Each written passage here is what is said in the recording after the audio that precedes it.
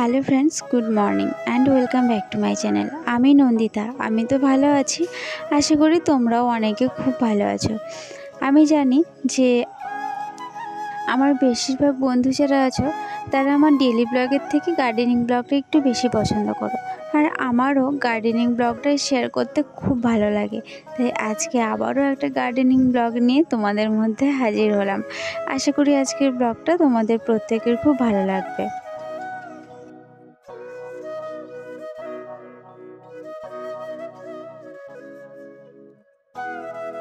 একটানা নিম্নচাপের জন্য আমি ছাদের টবগুলো চারিদিকে ছিটিয়ে ছিটিয়ে রেখে দিয়েছি। তার কারণ হচ্ছে যেটুকু আলো বাতাস পড়ে তাতে যেন তাড়াতাড়ি আমার ছাদটা শুকিয়ে যায়, নইলে শ্যাওলা জমে গেলে ভালো লাগে না দেখতে। আর তাছাড়াও মাঝে মধ্যে যখনই সুযোগ পাচ্ছি একটু ছাদটা এসে ঝাড় দিয়ে যাচ্ছি, একটু পরিষ্কার করে যাচ্ছি।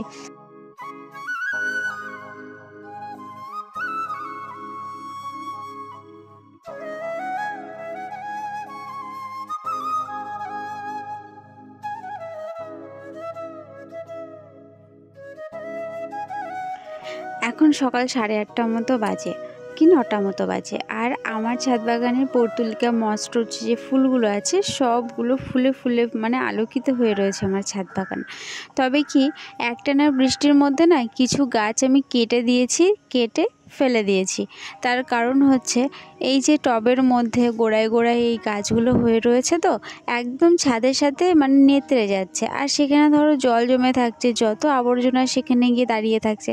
তখন কি আর করা যাবে, এই ছাদ ভালো রাখার জন্য আমাকে অনেক গাছ কিন্তু কেটে কেটে ফেলে দিতে হয়েছে।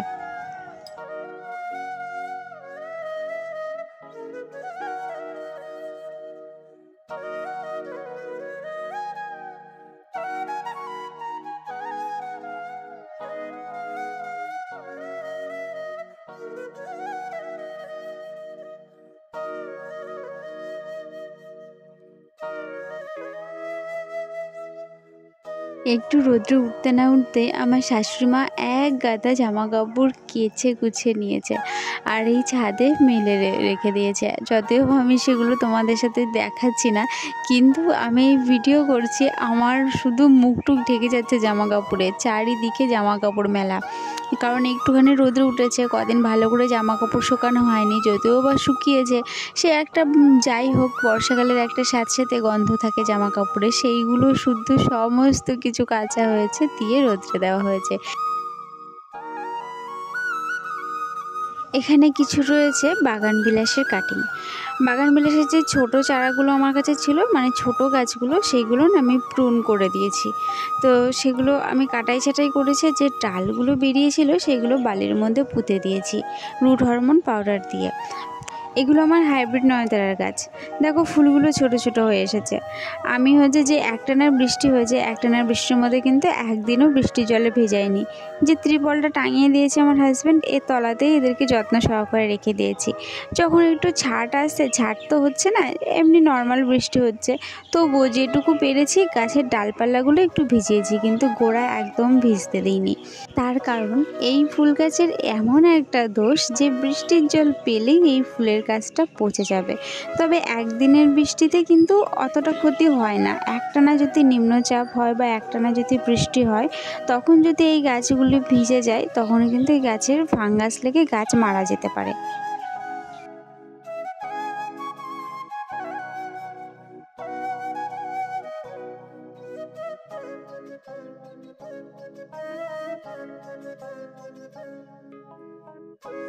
আমার কাছে মোটামুটি গোলাপ 5টা আছে, তার মধ্যে একটা আমি নিজে কাটিং থেকে করেছি।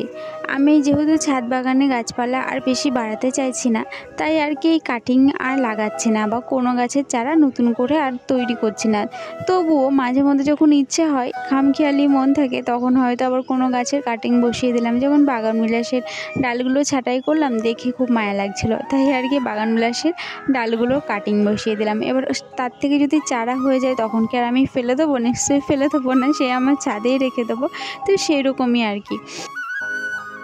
তো দেখো এদিকে গোলাপ গাছগুলোর বৃষ্টি থামার পরে আমি একটু ফাঙ্গিসাইড গোড়ায় দিয়ে দিয়েছি আর একটু হালকা সফট প্রুন করেছিলাম।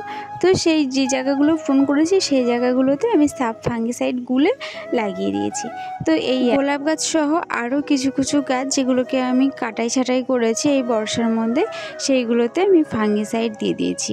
একটু টবের মাটিতে দিয়েছি আর যেই গাছগুলো কাটাই ছাঁটাই করেছি সেই গাছগুলোর কাটা অংশে দিয়ে দিয়েছি। তো এইভাবেই আর কি বর্ষার একটু পরিচর্যা করতেই হবে, নইলে গাছ ফাঙ্গাস লেগে মরে যেতে পারে।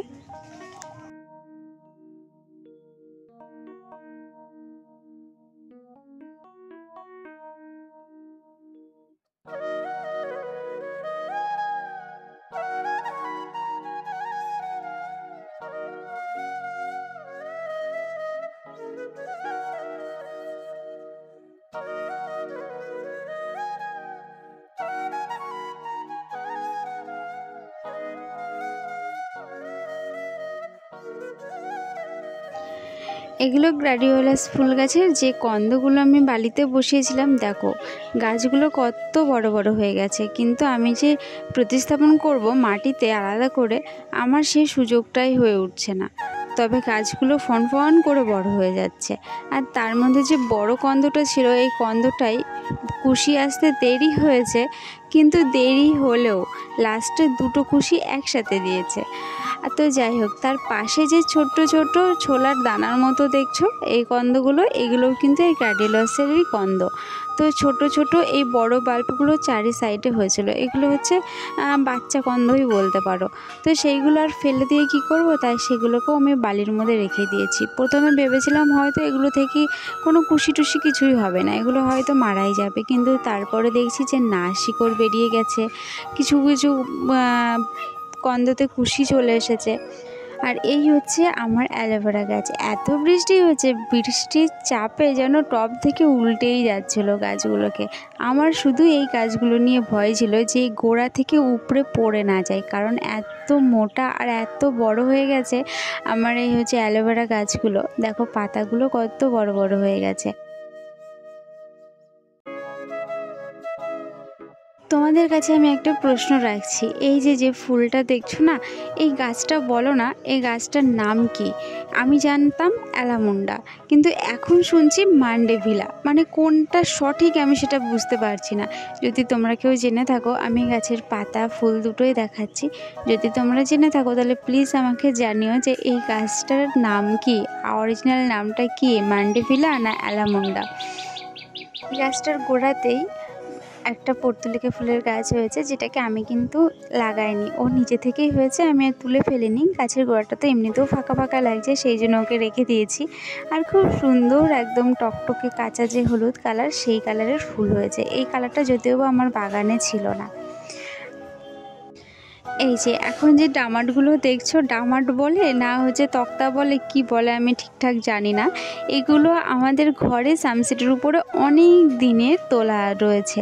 বাবা তুলে রেখে দিয়েছিলেন যে হচ্ছে যাতে ঘরের দরজা হয়, কিন্তু পাকা ঘরের দরজা এত সরু সরু কাঠে হবে না, সেই জন্য এগুলো এখন অকেজো হয়ে গেছে।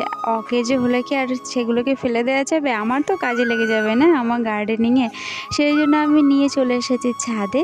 আর ছাদে এখন এগুলোর উপরে গাছপালা রেখে দিলে আমি ছাদটা পরিষ্কার করতে পারবো, আর বৃষ্টির জল যেখানে সেখানে জমেও থাকবে না, সেই জন্য আর কি ছাদে নিয়ে আসলাম। আগেও দুটো এরকম কাঠ নিয়ে এসে আমি পর্তুলিকা ফুলের গাছ, মসরোজ, তারপর এইদিকে আরও কিছু গাছ আছে, সেইগুলো রাখা অলরেডি হয়ে গিয়েছে।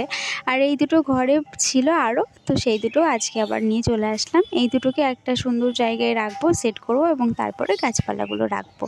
তো যাই হোক, এদিকে জবা গাছটার অবস্থা দেখো, জবা গাছটার একদিকে ভেঙে চলে গেছে, অথচ রিপোর্ট করার নামই নেই, অথচ তাও ও আমাকে ফুল দিয়েই যাচ্ছে প্রতিদিন একটা দুটো করে। তো এই যে এইখানে ঝাড় দিয়ে পরিষ্কার করে নিয়েছি, এইখানে একটা দুটো ইট দিয়ে উঁচু করে রেখে দেবো, আর তারপরে এরপরে গাছ রাখবো। আর এই এক পাশে করে করছি, তার কারণ হচ্ছে আমাদের সংসারটা চাষবাসের সংসার, সেই জন্য ছাদের বেশিরভাগটাই চাল, গম, ধান এইসব শোকাতেই লেগে যায়, সেই জন্য আমাকে গাছপালাগুলোও কিন্তু বুঝে বুঝেই রাখতে হয়। তো যাই হোক, যেমন সকালবেলায় আজকে মা ধান রোদে দিয়েছিল, তাই গাছপালাগুলো চারিদিকে ছিটানো ছিল, সেগুলো আবার এক জায়গায় জড়ো করা। আর আর ছাদ বাগানে গাছপালা যদি এক জায়গায় জড়ো করা থাকে তাহলে গাছের সৌন্দর্যতে প্রকাশ পাবে না, আর প্রকাশ না পেলে আমার মনটা কি ভালো লাগবে। তাই আমি মাঝে মধ্যে মা যখন ধান গম ছাদে রোদ্রে দেয়, মা এক জায়গায় জড়ো করে দেয়, আবার যখন ধান গম তোলা হয়ে যায় তখন আমি আবার গাছগুলোকে সুন্দর করে সাজিয়ে দিই। তো এই তো হয় আমাদের আর কি। তো যাই হোক বন্ধুরা, ভিডিওটা এবার শেষের দিকে। তবে হ্যাঁ, তোমরা একটা জিনিস ফিল করেছো যে আমি ভয়েস দিয়েছি আর চারিদিকের ভীষণ মাইকের আওয়াজ। তার কারণ হচ্ছে আমাদের এইদিকে এক জায়গায় নামযজ্ঞ থামছে, তো আর এক জায়গায় নামযজ্ঞ শুরু হচ্ছে। তো কি আর করা যাবে বলো, দুদিন আগে ভিডিওটা করেছি, ভয়েসই দিতে পারছি না। তো আজকে সেই সমস্যাগুলোকে সঙ্গে করে নিয়েই ভয়েস দিতে শুরু করলাম। তো যাই হোক, তোমরা মানিয়ে নিও। আর আজকের মতো ভিডিও তবে এই পর্যন্তই থাক, দেখা হচ্ছে নেক্সট ভিডিওতে। ততক্ষণ সবাই খুব ভালো থেকো। আজকের মতো টাটা।